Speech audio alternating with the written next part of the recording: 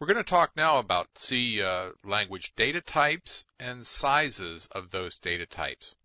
C doesn't have really that many data types. They're pretty simple.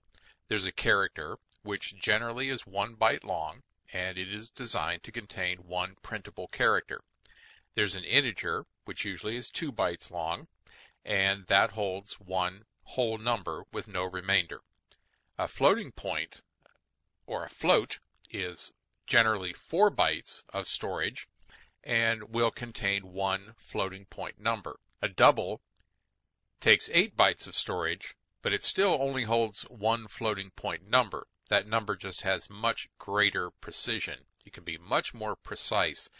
That's usually used for higher math, graphics, computational things like that, not dollars and cents or anything along that line. There's also modifiers of short and long, which will change the number of bytes used for storage and the minimum and maximum values. But the short and long work on the integer and makes a short int and a long int, and then there is such a thing as a long double as well. Here's a little chart to give you an idea in the Microsoft C compiler and its implementation on traditional non-64-bit architecture of what we have for storage. So there's a character, a char, 8 bits long, and since it is signed by default in the Microsoft compiler, and that is dependent on your machine, whether that standard character will be signed or unsigned. In our case, it is signed. It will go from a maximum negative value of negative 128 up to 127. An unsigned character, of course, cannot be negative. It still takes 8 bits of storage, and it goes from 0 to 255, all 8 bits set on. An integer is 32 bits, and there you see the negative and large negative number and large positive number. I'm not going to bother to try to read that number off to you.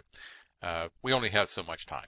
There's an unsigned integer of 32 bits, and of course, being unsigned, no negatives, 0 to 4 billion and change. There's the short for 16 bits and the unsigned short for 16 bits, and you can see their values, minimum, maximum.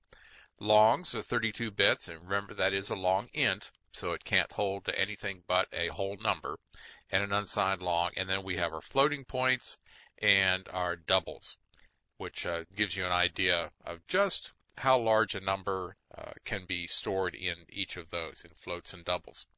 So that's all there is to it. C does not have a lot of tough types to have to deal with, but you have these basic types, which you can then build into all sorts of other kinds of storage options, other kinds of variables that will be usually more than sufficient for what you need to do. Remember, some of the greatest operating systems were written with this language. So it is simple, it is low level, but it is quite powerful. So we're going to move on and take a look at some other kinds of variables and constants and a lot of other things as we continue with our types, operators, and expressions.